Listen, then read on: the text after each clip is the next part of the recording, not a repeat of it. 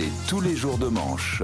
Et bonjour. Demanche, Arnaud Demanche est avec nous. Bonjour Arnaud. Salut. Bonjour à tous les amis, j'espère que vous allez bien. Welcome back Apolline. J'espère que vous avez passé un bon week-end de Pâques. D'ailleurs, vous avez peut-être vu cette image du pape qui est allé laver et embrasser les pieds de 12 femmes pour reproduire le célèbre geste d'humilité de Jésus. Alors Charles me disait hors antenne que lui aussi regardait parfois des vidéos de vieux messieurs qui lèchent des pieds de femmes sur des sites spécialisés. Mais vous ne piégez personne, Charles. Ce n'est pas pour raison catholique. Ce sont des moments spirituels. Voilà. En tout cas, l'image est curieuse, même pour des chrétiens très très pratiquants. Apolline, imaginez, vous recevez Éric Zemmour, qui défend le catholicisme en permanence, et là il se met à genoux, il sort une bassine et il se met à vous frotter les orteils. Ça vous ferait drôle.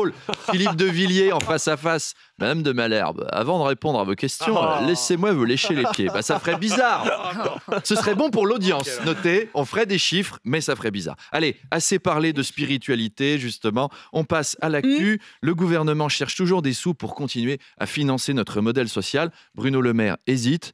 Est-ce qu'on va plutôt supprimer les indemnités chômage pour pouvoir continuer à financer les indemnités chômage ? Oui. Ou est-ce qu'on va dérembourser des frais de santé pour avoir les moyens de rembourser des frais de santé ? Ah, le dilemme. Le dilemme.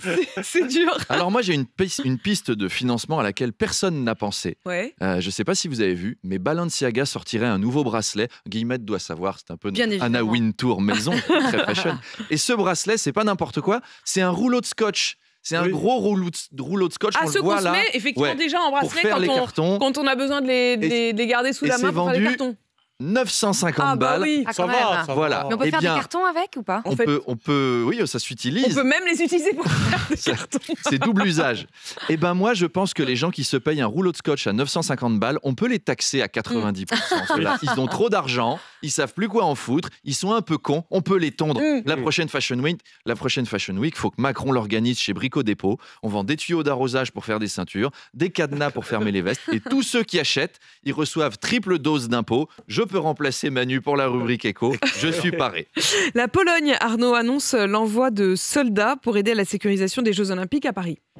Oui, alors, j'ai mis l'hymne polonais, le célèbre Mazurek Dąbrowskiego. Bien sûr. C'est toujours bien de se culturer à la radio.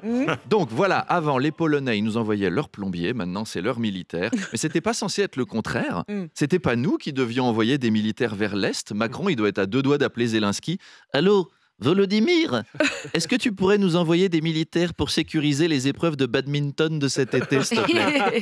Moi, je serais Macron, je demanderais carrément à des Tchétchènes. Tu mets juste 3 Tchétchènes armés devant un stade, les terroristes ne rentrent pas. Même le public n'ose pas venir. Même les athlètes, ils restent chez eux. Donc, on a besoin de soldats étrangers. À ce rythme-là, l'Éthiopie va bientôt nous envoyer 100 tonnes de riz pour nourrir les athlètes. Et les États-Unis aussi ont offert le raid par l'intermédiaire de Joe Biden, qui a dit « Monsieur le Président Félix Faure, j'ai parlé à votre Premier ministre, Edward Bolder, et les États-Unis sont prêts à envoyer des boys pour aider vos mousquetaires et vos chevaliers. Et pour piloter une barge sur la Seine pendant la cérémonie de l'ouverture, je propose aussi de vous prêter la capitaine du navire qui a détruit le pont de Baltimore. Bien sûr. Ce gars-là, on n'en a pas besoin. On l'offre, c'est cadeau. Mais je pense qu'on devra poliment dire non. Alors, à propos de Paris, ce week-end, Anne Hidalgo était à Kiev, sans doute pour chercher de nouvelles idées pour détruire la capitale. Ce serait pas mal chez nous aussi, un missile dans l'opéra. Ça donne ce côté déstructuré et déconstruit. Regardez, tout est en travaux, les trottoirs sont explosés. J'adore. Il paraît que Vladimir Poutine a tremblé en la voyant arriver. Elle va influencer le maire de Moscou. Vous n'avez pas le droit. Anne Hidalgo est une arme de destruction massive interdite par la Convention de Genève. C'est sûr. Arnaud, vous vouliez aussi nous parler d'une nouvelle fâcherie chez nos amis les people. Oui, parce qu'après Inès Reg, Natacha Saint-Pierre, deuxième clash. Cette fois, c'est entre Éric Zemmour et Marion Maréchal. Nos people, comme vous dites. Oui. Depuis le meeting de lancement de campagne du 10 mars dernier, apparemment, ils se parlent même plus, sinon par personne interposée. C'est quand même un comble que les deux leaders de Reconquête utilisent le téléphone arabe. Alors, Éric Zemmour reproche à Marion Maréchal de n'avoir pas complètement rompu idéologiquement avec le RN. Et par ailleurs, Jordan Bardella ne déplaît pas complètement chez Reconquête. Bref, plus rien ne va. Entre Marion et Éric, la lune de miel est terminée. Rien ne va plus entre Gargamel et la Schtroumpfette. Éric reproche à Marion de n'avoir pas complètement coupé avec son ex, qui est députée des Nains-Beaumont, Marine Le Pen. Car l'ex de Marion, oui, c'est aussi sa tante, qui elle-même avait largué son père pour convoler avec Jordan, pas de doute, nous sommes dans les Hauts-de-France.